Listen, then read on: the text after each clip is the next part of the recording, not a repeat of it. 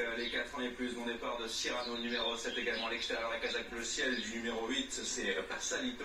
Avec tout à l'extérieur, on tente de venir avec Morsan le 16 et également Icalero le 13.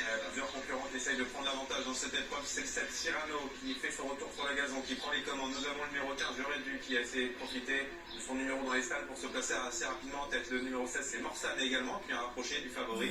Le numéro 8 Passalito qui intègre désormais le groupe de tête. Et puis nous avons non loin une casaque jaune et blanche côté corde du numéro 9 Royal Robbins. Cyrano qui est donc en tête, le 7 dans cette ligne d'en face avec en deuxième position le numéro 5, c'est Quartz d'argent désormais. La troisième place est pour Royal Robbins côté corde, le 9 à l'extérieur, quatrième, le 15 c'est le gris Joredu qui précède Ascot Angel, Casaque orange et le 11 Parigi qui voyage en 6-7e position avec à son extérieur le 8 Passalito.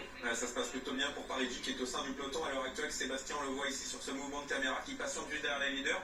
On a plutôt ralenti légèrement le rythme pour aborder les 500 derniers mètres du parcours et c'est Cyrano qui va plutôt librement en tête et qui va essayer de repousser les attaques pour aborder la phase finale de ce quintet sur RMC Découverte. L'ultime ligne droite avec Cyrano qui a l'avantage avec Royal Robbins qui tente de venir maintenant, qui est en deuxième position. Parigi en pleine piste, de même que j'aurais dit le numéro 15.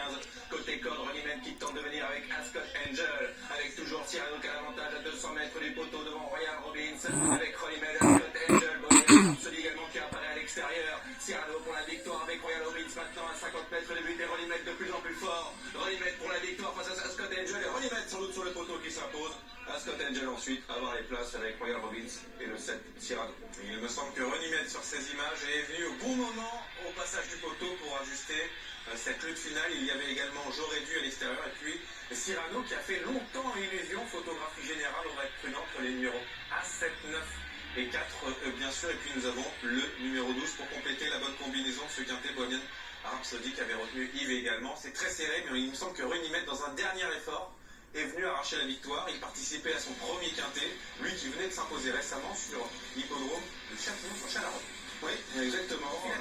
Je pense qu'il a mis la tête au passage du poteau, le fils Lanzilli, aidé par ce bon terrain déjà. Après, en niveau handicap en 41 de valeur, on pouvait avoir quand même quelques doutes, mais il les a levés en venant côté corde.